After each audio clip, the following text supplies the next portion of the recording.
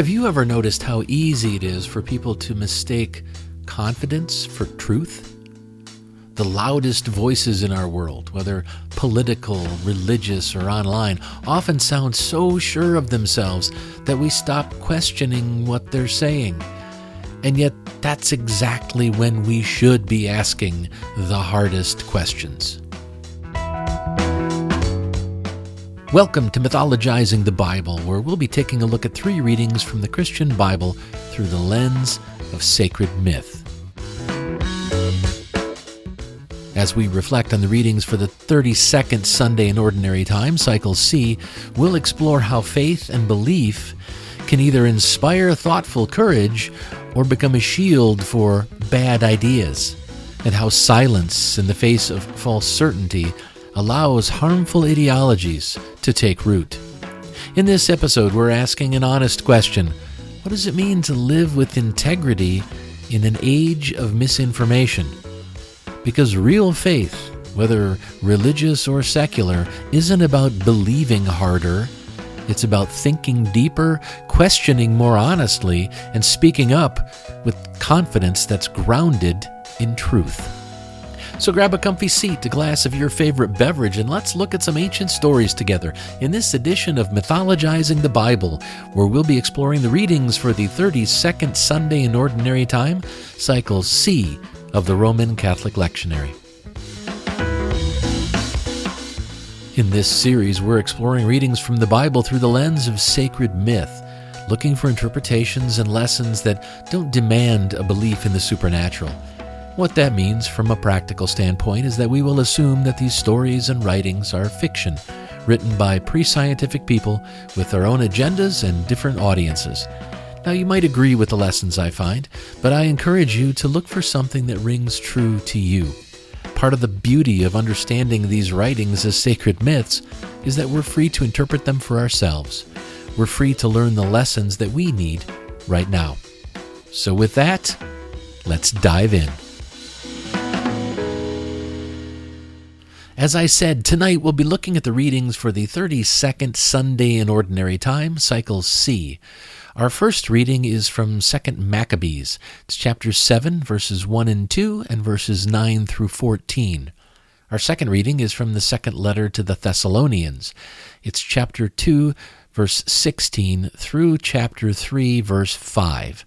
And our gospel reading is from Luke. It's chapter 20, verses 27 through 38. Now we'll start by going through all 3 of the readings, then we'll look for the messages and the main lesson in each one. Finally, we'll bring everything together, look at what it means for us today, and talk about where we go from here. And with that, let's begin. Our first reading is from 2 Maccabees. It happened also that 7 brothers and their mother were arrested and were being compelled by the king under torture with whips and straps to partake of unlawful pig's flesh. One of them, acting as their spokesman, said, "What do you intend to ask and learn from us? For we are ready to die rather than transgress the laws of our ancestors." And when he was at his last breath, he said, "You accursed wretch, you dismiss us from this present life, but the King of the universe will raise us up to a renewal of everlasting life, because we have died for his laws." After him, the third was the victim of their sport. When it was demanded, he quickly put out his tongue and courageously stretched forth his hands and said nobly, "I got these from heaven, and because of his laws I disdain them, and from him I hope to get them back again." As a result, the king himself and those with him were astonished at the young man's spirit, for he regarded his sufferings as nothing. After he, too, had died, they maltreated and tortured the fourth in the same way. When he was near death, he said, "One cannot but choose to die at the hands of mortals, and to cherish the hope God gives of being raised again by him. But for you there will be no resurrection to life." Our second reading is from Paul's second letter to the Thessalonians. Brothers and sisters, Now may our Lord Jesus Christ himself and God our Father, who loved us and through grace gave us eternal comfort and good hope, comfort your hearts and strengthen them in every good work and word. Finally, brothers and sisters, pray for us, so that the word of the Lord may spread rapidly and be glorified everywhere, just as it is among you, and that we may be rescued from wicked and evil people, for not all have faith. But the Lord is faithful. He will strengthen you and guard you from the evil one. And we have confidence in the Lord concerning you, that you are doing and will go on doing the things that we command. May the Lord direct your hearts to the love of God and to the steadfastness of Christ. And our gospel reading is from Luke.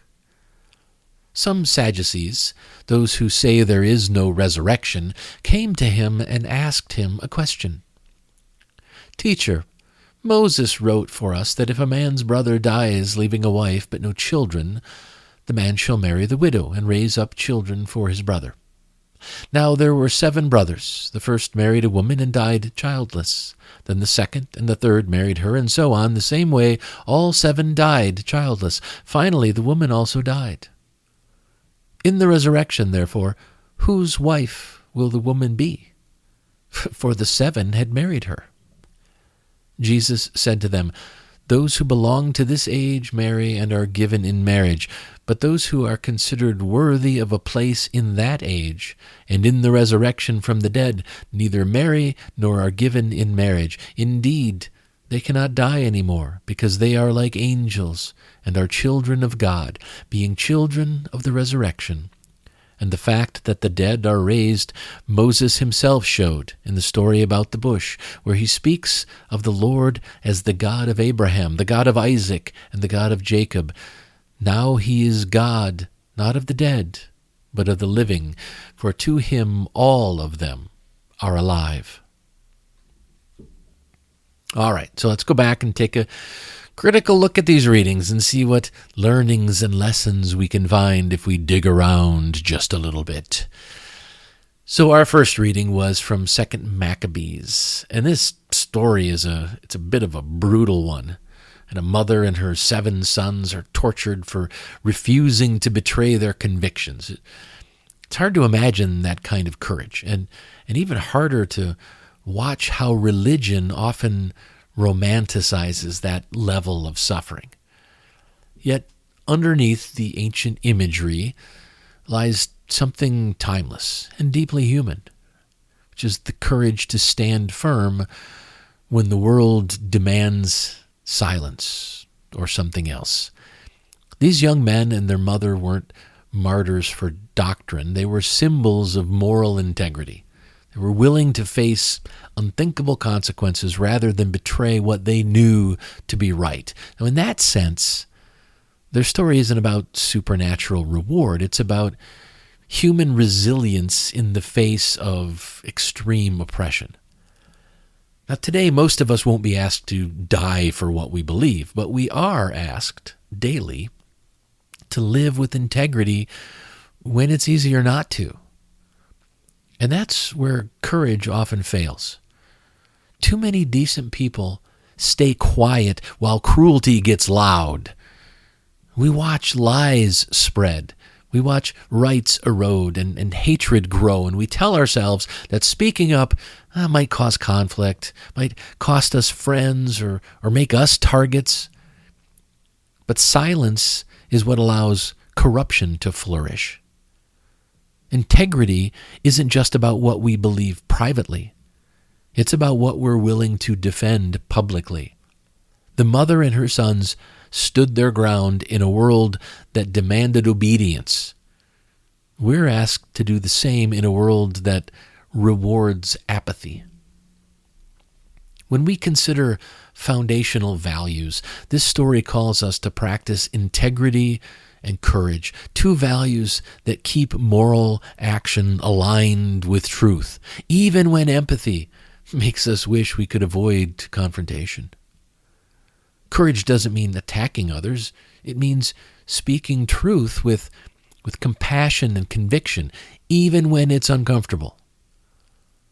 Right? Empathy without integrity becomes appeasement, and integrity without empathy can become cruelty. The challenge is to hold both, to act from fairness, not anger, and to remember that progress requires voices willing to rise above fear. If we want justice, we have to name injustice. That's the kind of courage this story demands of us today. So the main lesson I got from our first reading is that we must find the courage to speak out against injustice. The story of the mother and her sons isn't just about ancient faith. It's about moral endurance, the kind that holds steady in the face of intimidation. Whether we're confronting hateful rhetoric, harmful policies, or the quiet complicity of those who should know better, we are called to speak out.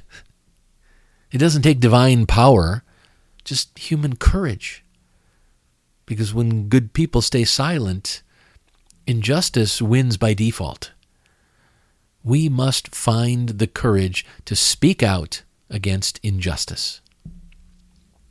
Our second reading was from the second letter to the Thessalonians. And on the surface, this is a simple letter of encouragement. Right? A few kind words, a request for support, and a reminder to keep doing good. But behind that structure lies a principle I think we can all relate to. The importance of recognizing and reinforcing what's good in each other.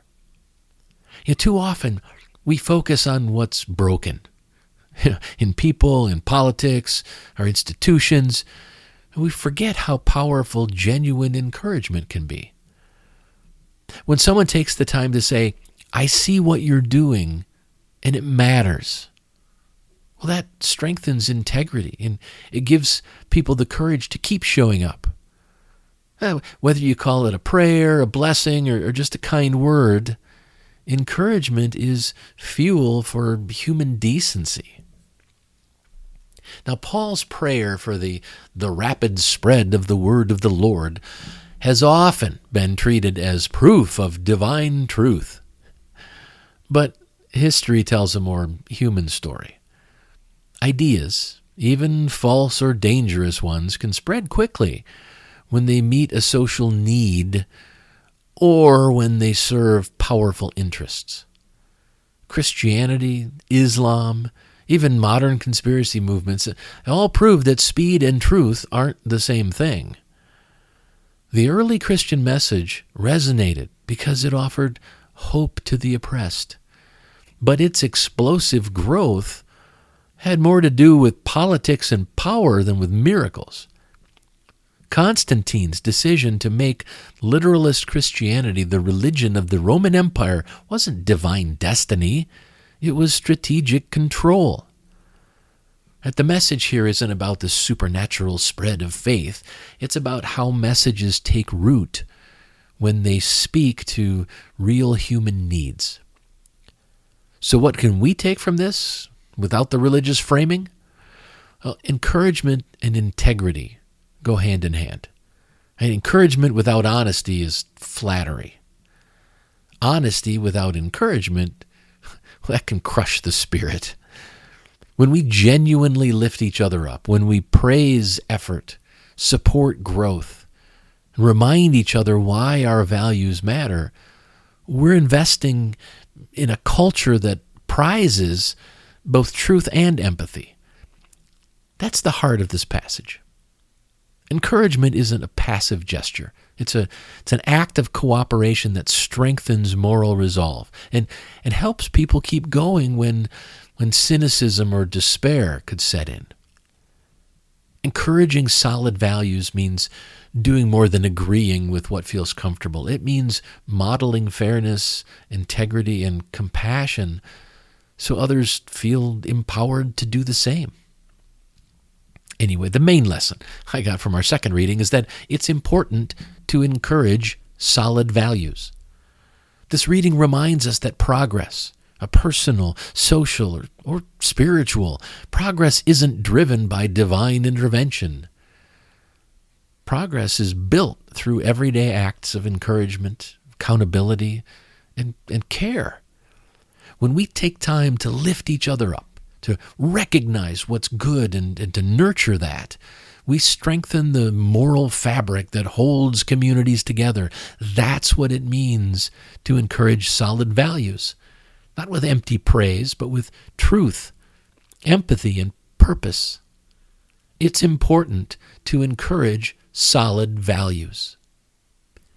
Okay, our final reading was from the Gospel of Luke. And in this reading, the Sadducees challenge Jesus with a hypothetical question about resurrection, a belief that they rejected. It's a clever trap, and it's designed to expose contradiction. And in a sense, they succeed. And because Jesus sidesteps the logic of their question by reframing it into something mystical. And in the resurrection, they are like angels.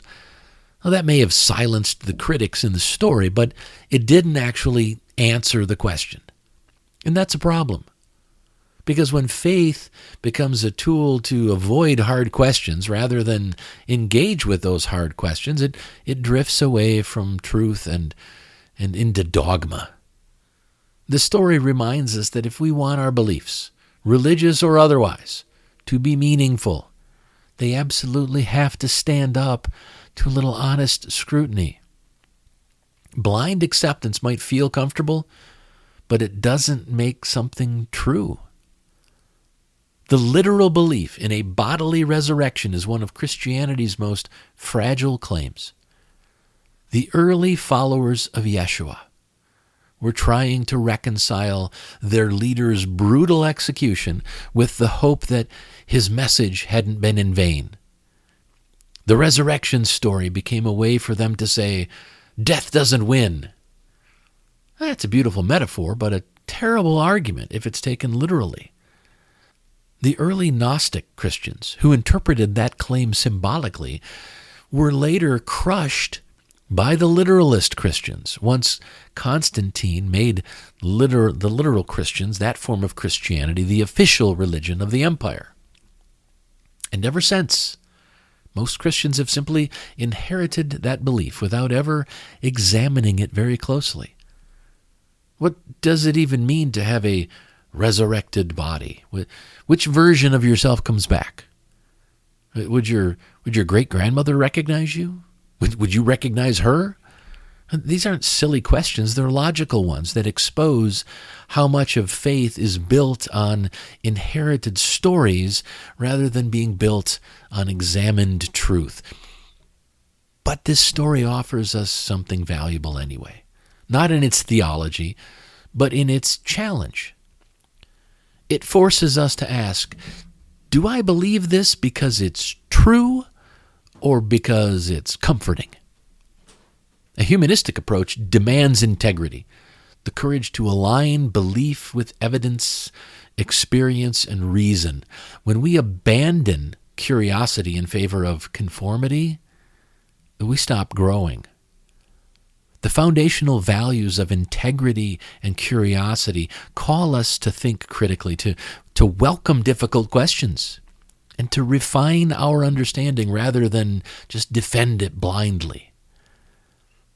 A belief that can't withstand a bit of honest inquiry isn't faith. It's fear disguised as certainty.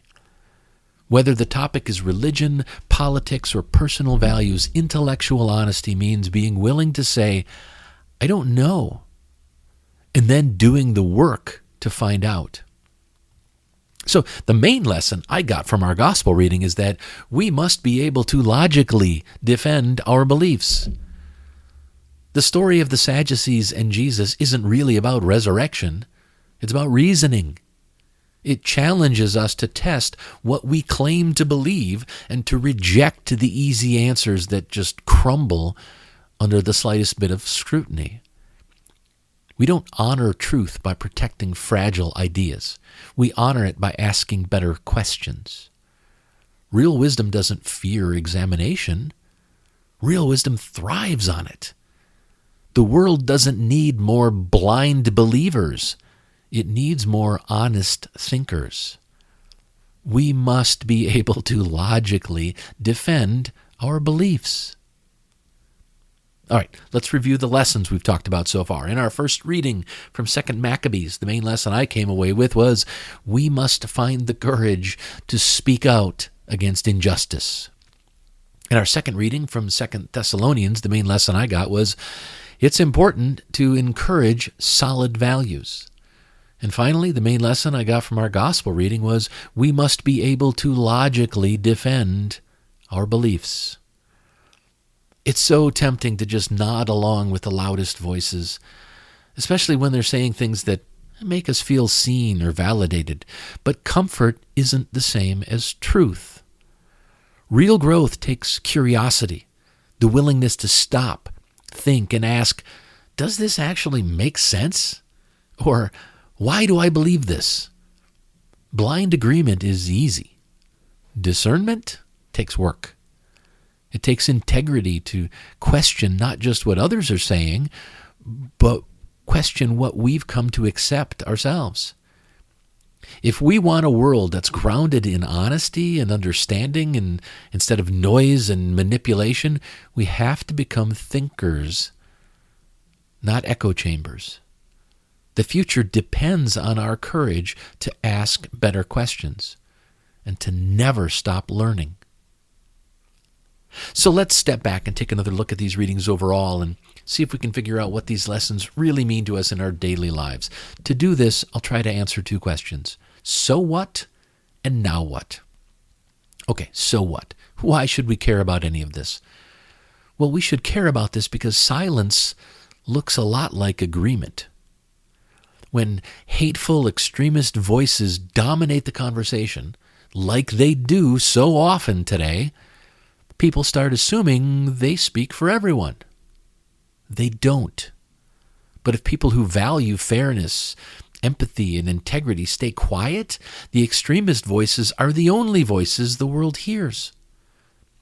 Speaking up isn't about starting fights. It's about making sure decency doesn't disappear from the public square.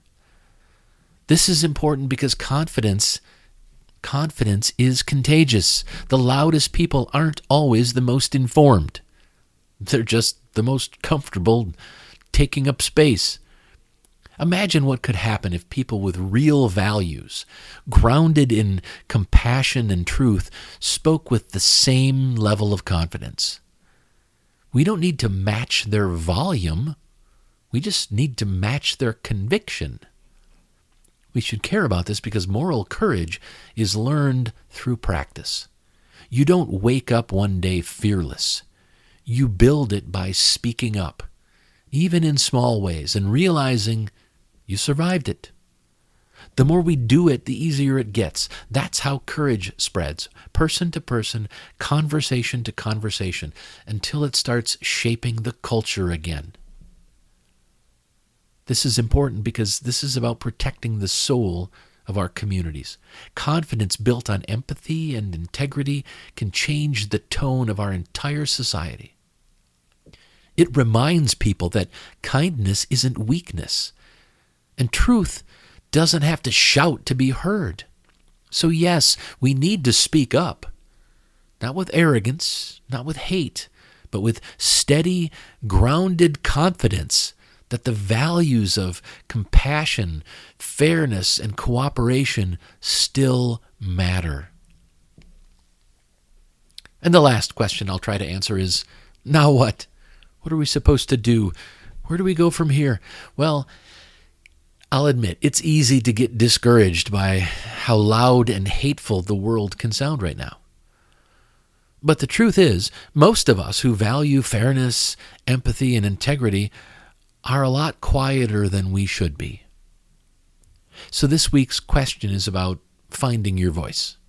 Not to shout over others, but to speak with calm, confident conviction when it matters most. So, with that in mind, here's your question for the week. When was the last time you stayed silent about something that mattered, and what kept you from speaking up? Taking time to think about this helps you understand where your hesitation comes from. And maybe it's fear of conflict. Maybe you're worried about being judged or just not knowing exactly what to say, all of which are completely normal. Years ago, I used to jump into political debates on Facebook. At first, it actually felt good, like I was part of a larger conversation about where our country was headed. Friends with different views would challenge my ideas, and I'd challenge theirs. And that back and forth, at first, it felt healthy. But then it started getting ugly. People I'd known for years, people I thought were friends, began lashing out with insults instead of arguments. One of my closest friends from high school once snapped something about, you college-educated assholes think you know everything, but you don't know anything about the real world. It hit me kind of hard.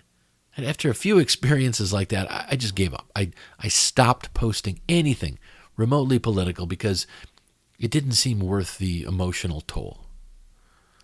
Fast forward to today, and I still don't share a lot of my opinions on social media. I think most social media is just toxic. But that silence started to feel wrong too. So I've been experimenting with a different approach. Right? So recently a high school friend posted a meme claiming that a Henry Ford Health study showed a clear link between vaccines and autism. He even added, "We need to think for ourselves, but also pay attention to legitimate sources." Well, something about it didn't sound right, so I did a quick fact check. It took less than 30 seconds to find an official statement from Henry Ford Health calling that post misinformation. The study he referenced had been rejected early on for bad data and bad methodology. So I replied calmly, "You're right. We do need trustworthy sources. But the source you cited has said this information is false and misleading." Then I left it there. He didn't take it well. He pushed back, and I didn't respond because I wasn't trying to win him over. I just wanted to make sure that people scrolling by saw that not everyone accepted the false claim in silence. And that was the lesson for me. Speaking up doesn't always mean debating or convincing someone. Sometimes it just means planting a flag for truth. Quietly, respectfully, and confidently, so that misinformation isn't the only voice in the room. You can do the same thing. By identifying those moments, you can start building your confidence one small step at a time. It might mean standing up for someone at work, right? Correcting misinformation in a conversation, or simply saying, "I see that differently." Each time you do that, you strengthen your courage and your credibility. That's how confidence grows, through small, deliberate choices that align your voice with your values. And when you start doing that consistently, you don't just feel stronger, you become a source of strength for others. Well, before I wrap things up, I'd like to leave you with one more thought. Edmund Burke, a philosopher and former British paymaster of the forces, once said, "The only thing necessary for the triumph of evil is for good men to do nothing." And that quote has been repeated so many times it risks sounding cliche. But it's one of those rare lines that gets truer the more you live it. Doing nothing doesn't just mean staying home during a crisis. It also means staying quiet when truth needs a voice. Every time we scroll past a lie, every time we let hate or misinformation go unchallenged, we're silently giving permission for it to spread. This week's question asked us to think about moments when we stayed silent and why. Burke's words remind us what's at stake in those moments. Speaking up, even calmly, even once, speaking up is how we prevent the normalization of cruelty and lies. And the goal isn't to shout people down or win an argument. It's to make sure integrity and empathy still have a place in the conversation. When you speak truth with respect and confidence, you shift the balance just a little. You make it harder for ignorance to feel like consensus. That's what Burke was getting at. It's not the loud voices of evil that keep the world broken. It's the quiet hesitation of the good. Our silence is their greatest weapon, and our courage to speak, even briefly, is how we take that back.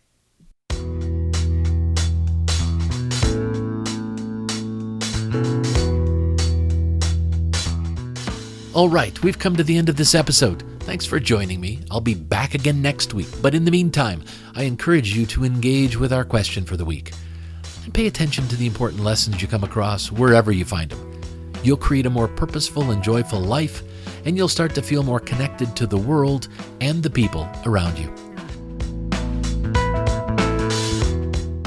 I hope you enjoyed this episode of Mythologizing the Bible as we did a deeper dive into the readings for the 32nd Sunday in Ordinary Time, Cycle C of the Roman Catholic Lectionary. Remember that the future depends on our courage to ask better questions and to never, ever stop learning.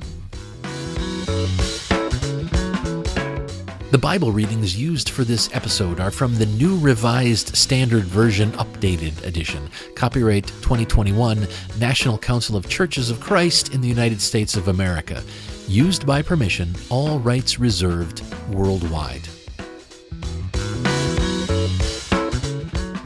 Thanks again for listening. If you like this content, please consider telling a friend about it. The more people who hear the positive messages I'm sharing, the better. Mythologizing the Bible is a live-streamed series held most Thursdays at 8 p.m. Eastern Time on twitch.tv/thecodaproject. Every week, the audio of these Mythologizing the Bible presentations is released as a podcast. You can find both the podcast and the video versions of the presentations at thecodaproject.com. To learn more about everything I'm doing at the Coda Project, please subscribe to my mailing list and keep up on everything that's going on. Please visit thecodaproject.com.